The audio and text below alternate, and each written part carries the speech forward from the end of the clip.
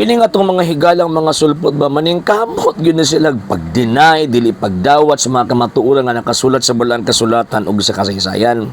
Diha sa balang kasulatan, dili ang tanan explicit na kasulat. Kaya kung explicit na nga nakasulat, even ang name sa iglesia gitugon ni Ginoong Jesucristo, kabalo gid siya nga moabot ang panahon nga moabot mo kamo nga mga sulpot, magdagma-dagma gid mo claim ana.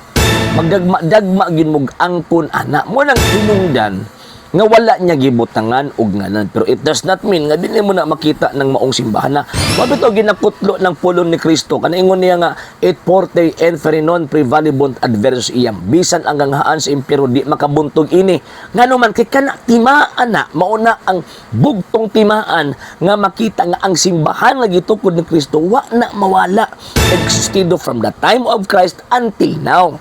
So ang question, kung ang iglesia gitukod ni Kristo existido from the time of Christ until now, asa man lang karon?